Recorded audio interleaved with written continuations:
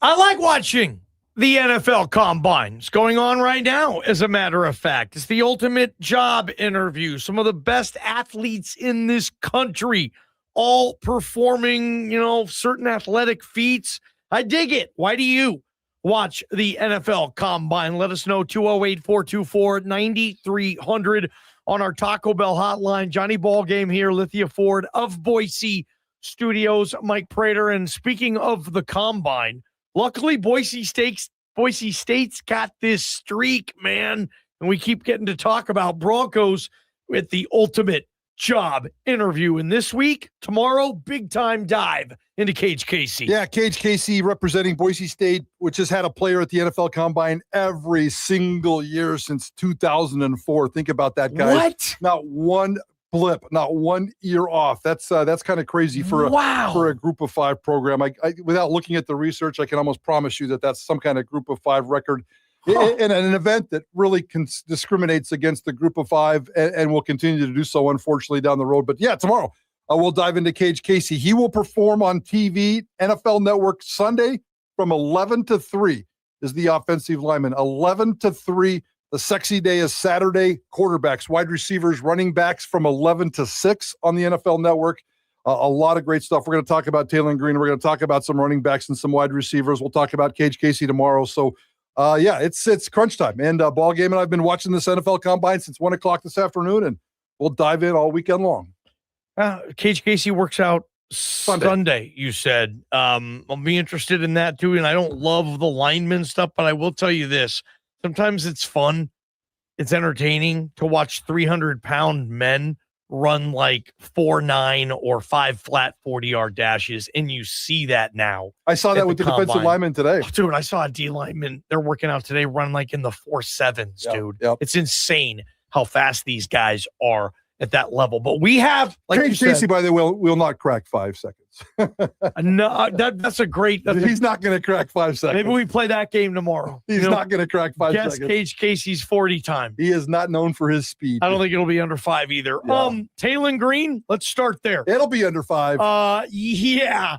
Taylen Green will be able to breach under 5, and they're saying potentially anywhere from 4.38 to 4.45 for Taylen Green. And if that's the case, we'll start there. Just athletes we're interested in watching. And Taylen Green. Yeah, and Taylen Green, just to go one quick thing based on what you said, it is speed.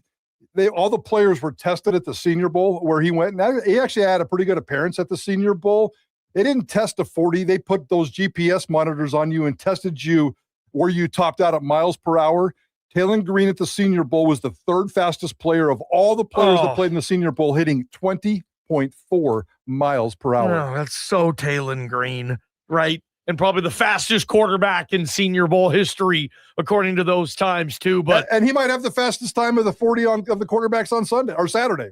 Why are we watching Taylen Green on the Combine workout on Saturday? I think he can make money or lose money by the way he throws. And everybody knows that throwing at the Combine is probably highly, highly, highly overrated. You're throwing against wide receivers that you don't play against. You're throwing against air. You're throwing against, it's just pressure, but they want to see what he can do. And that's his superpower, the ability to throw the ball. He's really good. His superpower is athleticism. Let's get that straight. But he can throw the football. It's the decision-making and where he throws the football. And fortunately for Taylen Green, you don't throw interceptions at the NFL Combine. So I think he's going off the charts. He's going to throw. I think he's going to throw really, really well. I think these guys are going to fall in love with Taylen Green, and they have all done their homework. They understand the context. One of the interception leaders in all of college football. That's for another team to decide whether they want to take him. But I think Taylen Green's going to put himself out there on Saturday and come out of there Saturday night thinking, hey, I may have just made a couple $1 million. Man, the speed thing's crazy. Every bit what I'm hearing, what I'm reading, what I'm asking regarding Taylen Green, I get the same 2 things everywhere I go and look about Taylen Green. Same 2. One of them is a freak athlete. Yeah. He's 6'6", measured at 6'6". He's a legit 6'6". Well, we'll see when he checks in the major this week. I thought they did. Oh, they haven't done that. Okay, maybe I was looking at Senior Bowl, if that's a little different. But it looked like it was a legit 6'6", man. Maybe it'll be different. but the freak athleticism, but also the stash, draft and stash. That's the other thing everybody is saying about Taylen Green. He's a project. He's a developmental guy, and if you get that chance, he is worth the development because you might have some cyborg if it works. Think Randall Cunningham 2.0. Take Randall Cunningham in 1986 and look at that. And we're like, what the hell is this? Maybe Taylen Green could be some form of that. Although this is how you know ball games. You see more of it. You see more of it now with Lamar and all that crap with everybody running. But that's what they're saying about Taylen, guys. A comp from 40 years ago.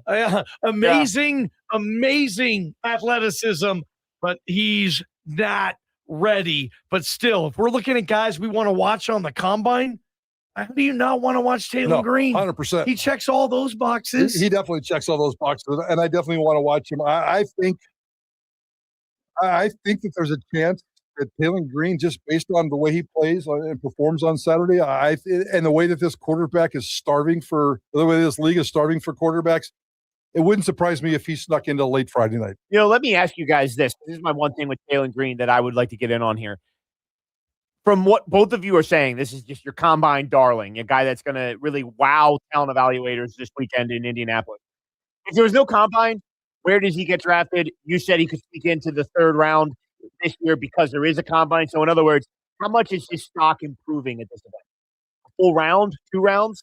I think it could. Absolutely. I think it could. I mean, he could run in the 4.3s, which might be one of the fastest times at the whole combine. Right. Like his time is with a DB and a receiver. Like that's another thing. Will we hear that narrative again? Taylen Green, if he doesn't work out, think Terrell Pryor. If he doesn't work out at quarterback, he's just too gifted of an athlete not to be a professional football player. Here's another one. Taysom Hill is such a good athlete, maybe not quite the quarterback, but you're going to play him somewhere. Here's the other one.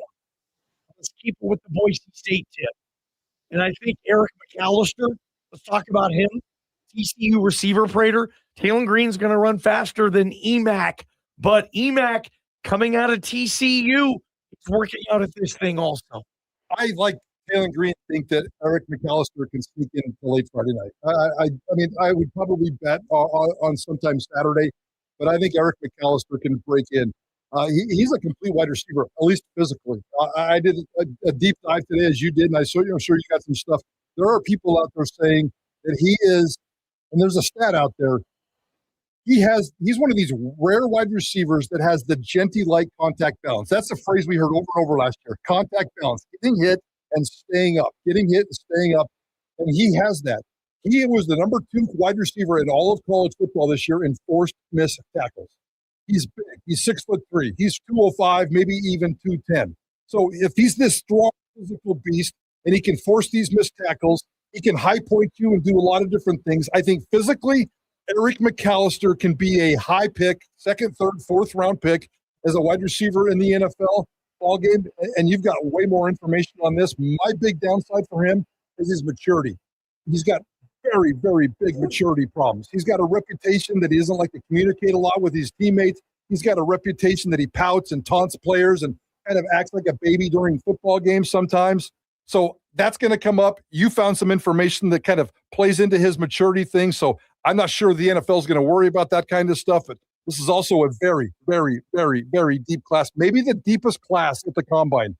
17 wide receivers in the top 100. If EMAC can run sub 4.5, but a lot of people think he'll run over 4.6. So it's like you better be in the 4.4s instead of 4.62 EMAC. And then also the jumping, the vertical and the broad. That's what it was for me. Because I mean, he's a high point receiver. Exactly. He's a 6'3" high point receiver. If he can show that he has a very high athletic rate of being able to jump, that's going to improve his draft stock as well. The interview room might be the most important thing for Eric McAlister, though, the former Boise State receiver. One, his decision to leave Boise State. Not a lot of kids leave a program during the season unless it's to protect their red shirt. EMAC just ate his season up. He quit after the Fresno game. It was a loss. He didn't get the ball. He was pouting. There was that play on the sideline, and I don't think he played after that. And all of a sudden, he quits the next day, even though he was all out of eligibility for the year. He couldn't turn it into a red shirt. That was a weird thing. And then I can't believe we didn't talk about this on Idaho Sports Talk. Did you guys realize this listening? That in 2024, Eric McAlister was arrested in Fort Worth, Texas, involved in alleged felony aggravated assault charge. And Prater, Was it deadly weapon? This was assault with a deadly weapon. Eric McAlister we all remember that. So Eric McAlister, he's got serious character issues. One, when he quits when he doesn't get his way, how's he going to defend that in Boise? And then two, dude, you pistol whipped somebody? Like, wait, what are we doing here? So Eric McAlister, it's a big combine for him. Prater. He ended up pleading guilty, I believe, to a misdemeanor charge. It has been resolved. It will come up again. Whether the NFL decides to make that an issue or not, we don't know. We didn't see that story. We didn't cover it up. I didn't see it. I don't think you saw it. No, for whatever reason, we been didn't all see over it. Nobody called and said, "Hey guys, did you see the Fort Worth newspaper? We missed that one." But that falls in line, unfortunately, to a certain extreme of some of the things that we did see, the maturity issues, character issues. I think that's probably fair. I'll give him a little bit of a break and call it a maturity issue, but he's certainly got some stuff he's got to deal with. Ballgame. Eric McAlister, two other players we want to get you privy to. One of them's a Mountain West player, and Prater, feels to me like Chris Johnson, the Mountain West corner from San Diego State. It feels to me like every single year the San Diego State Aztecs have a corner. Who is it this year? And let's get to that. Let's take a break. Let's come back because we're talking about a running back who might be the best player in the draft and in some regards is getting higher grades than that. We'll also talk about the 1-5 guy.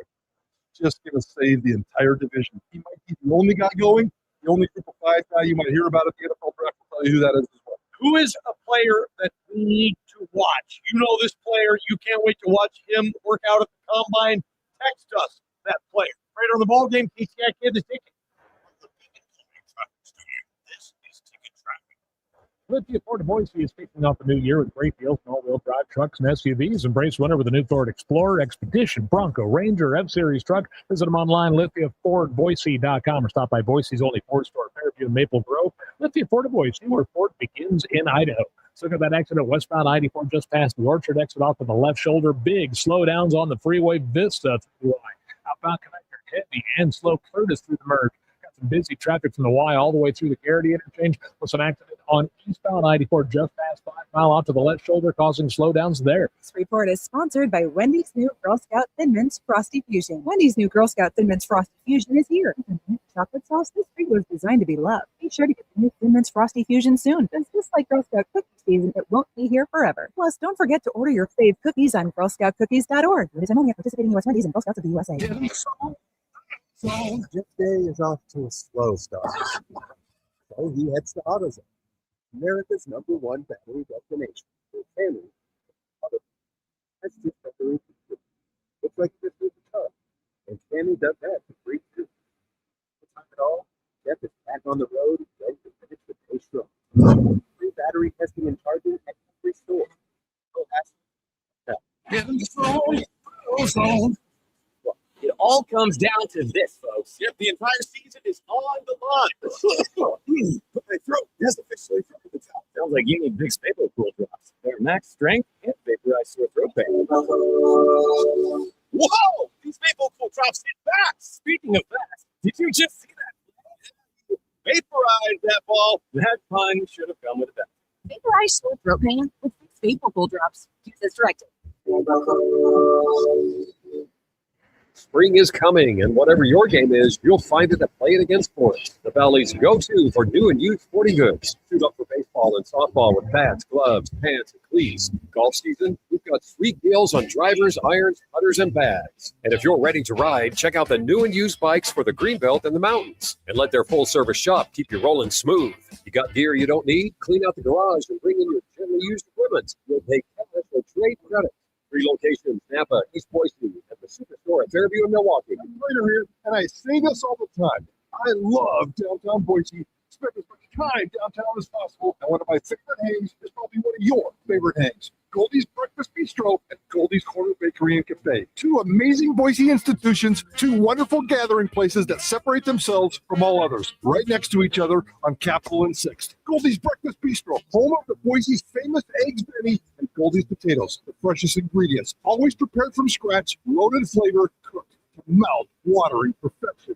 The people make it even better. Always smiling, always full of passion, always working with joy. That's what always brings me back, and that's what makes Goldie's one of the most popular restaurant destinations in all of Idaho. No need for a hearty breakfast, but looking for a cup of joe or maybe a quick sweet treat? Make Goldie's Corner Bakery and Cafe a part of your day. The bread bar will buckle your knees, I promise. Goldie's, always busy, always accommodating. Share your cell number, and they'll let you know when a table is ready. Goldie's, it's Goldie's in downtown Boise. On paper, the favorite. Sports radio isn't played on paper, though, is it?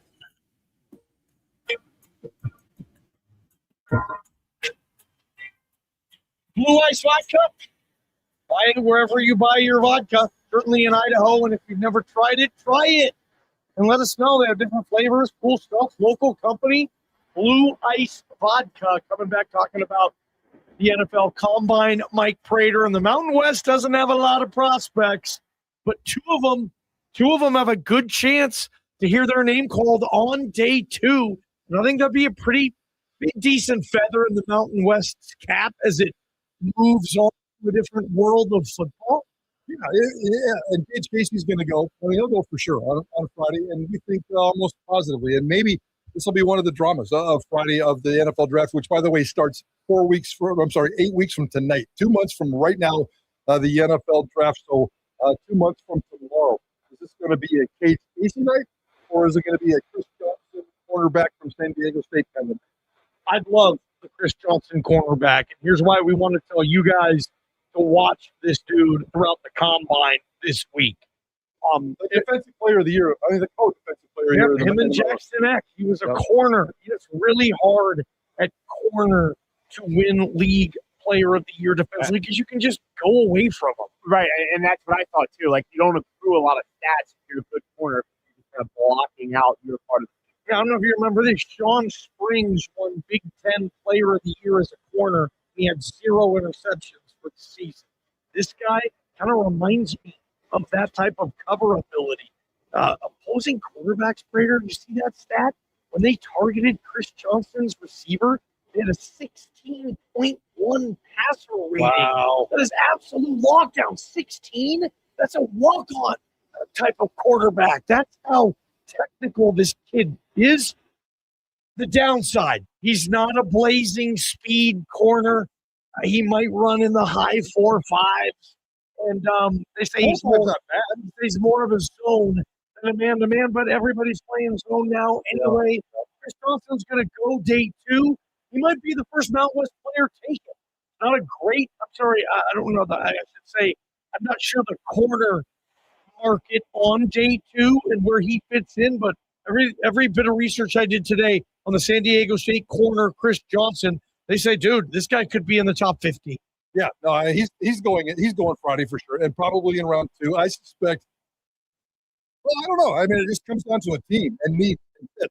But I wouldn't be surprised if Chris Johnson went ahead of Gage Casey. I wouldn't be surprised if Gage Casey went ahead of Chris Johnson. But I think the value of the position, Gage Casey's not going to play left back for me. I think they may move him inside. We'll dive deeper into that discussion tomorrow. Chris Johnson is the ultimate shutdown corner that Johnny just explained.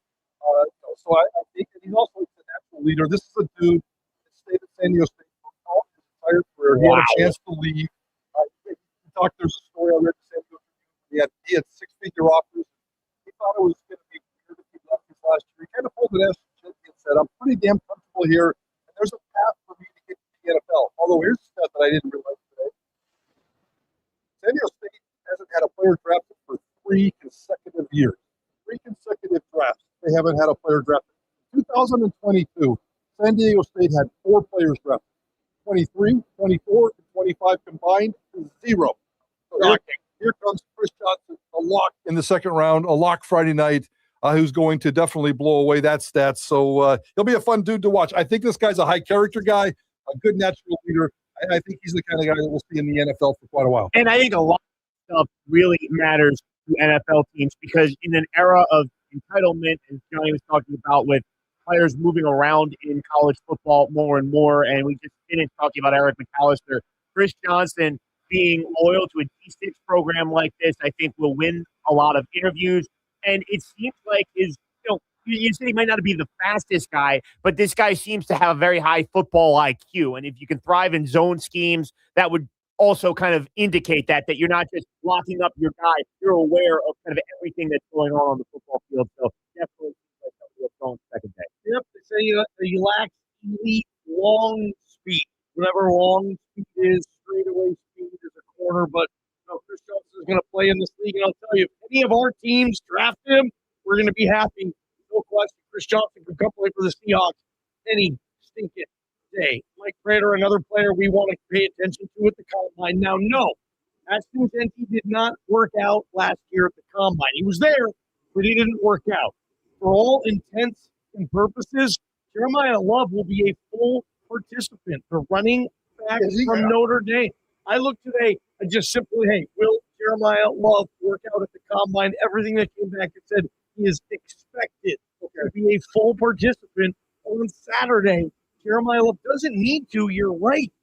Almost like you would advise him not to. You're RB1 in this class, like Jeanty was. But if he does work out, that'd be sweet, man. Again, expected to participate. So we'll see what we get from Jeremiyah Love. But this guy, Prater, this guy could be a star in the NFL. And for Boise State fan, seeing everything Jeanty did last year, that was at a way lower level. That was kind of Jeremiyah Love. There are draft insiders out there, whether you like them or not, whether they're smart or not, I don't know. And I'm talking about high-profile guys. I'm not talking about Steve basement. I'm talking about a lot of these NFL insiders that you'll see on TV at the Combine this weekend said he's the best player in the draft. Wow. And there are others that I've read that said he has a higher grade than Ashton Jeanty had last year. Yeah. Wow. So in terms of what he can do, it's going to be fascinating to see what Jeremiyah Love can do. I mean, obviously he's got breakaway speed. What do you have, like 390-yard touchdown runs last year? That dude has massive breakaway speed. I suspect he can get into the 4.3s, maybe the 4.4s, which would be disappointing probably for him. He's going to be in the first round. That's an absolute lock. There's no doubt about that. The one thing that was curious about this with me, and before we get to the one group of five guy that's going to be a star in this first round, and maybe even at the Combine, is Jadarian Price has a chance to get drafted in the first round. He's not a lock and probably end up more like a Friday guy, but there are mocks out there that have Jadarian Price, his backfield data going in the first round. It's been a while, and Ballgame nailed Ronnie Brown and Cadillac Williams in terms of one school putting two running backs into the first round. I found another one, Darren McFadden and Felix Jones out of Arkansas. It also happened. So don't be surprised, guys, if Price and Love both go in the first round from Notre Dame's backfield. Earlier today, I caught this clip, wanted to play it during this segment as well, Prater. It's Charles Davis, CBS Sports, friend of Idaho Sports Talk, earlier today talking about Jeremiyah Love. There are people that I talk to that like Love a little bit better than Jeanty. They think that he can be a little bit better out of the backfield, catch the ball, the whole deal. If he's not a running back, Rich, there's a big case to be made, regardless of position, he's the number 2 player in the draft. If you're saying that Mendoza's the quarterback, has to hold the number 1 spot. Interesting. That's how much they love Jeremiyah Love there at the Combine, Prater. G5 players. Emmanuel McNeil Warren. Emmanuel McNeil Warren is a lock in the first round, according to everybody. He is a safety from Toledo, and he is the only group of 5 guy right now projected in the first round. Okay, one G5 guy projected as a first round pick. Yeah, and I had the numbers here somewhere. All right. Last year there was 2. Jeanty and your boy Zabel were the 2. Gray Zabel. Yep, and then in 24 there was a kid out of Toledo. Quinyon Mitchell with the Eagles. Corner. Okay. Yeah. And then in 23, 0 group of 5 guys went in the NFL draft. Emmanuel McNeil Warren, a safety out of Toledo, is going to go in the first round. Here's what makes that story even just a little bit more crazy. There are 54 defensive backs at the NFL Combine. 49 of them are from Power 5 programs. 5 of them are not. There's one from Stephen F. Austin. We just told you about Chris Johnson from San Diego State. The other 3, all from Toledo. 3 defensive backs from Toledo at the NFL Combine, including Emmanuel McNeil-Warren, a lock to be in the first round. You also have Avery Smith and Charles Demings. I'm sorry, not Charles Demings. Andre Fuller. Still just trying to get to know some of these names. 3 Toledo guys. And 2 years ago, Toledo was the only one to have a group of 5 player in the first round. So that's crazy. Toledo's kind of cranking out some first rounders. 8-5 last year, 6-2 in the MAC. Come on, guys. What are you doing? That means 1 great player and 21 basic players. Yeah, that's it, man. So 1 group of 5 guy. There's only 20 out of 319 at the entire NFL Combine. 20 non-power 4. I shouldn't say all group of 5. 20 non-power 4 dudes at the Combine. So 1 is going to get drafted out of the group of 5. All right. I will ask you. I will ask everybody else. Text us in 365 days. What Boise State player are we talking about getting ready to work out at the Combine? Prater's got the streak. Boise State sent at least 1 player to every single NFL Combine going back to 2004 when Tyler Jones went. God, I loved him as a kicker.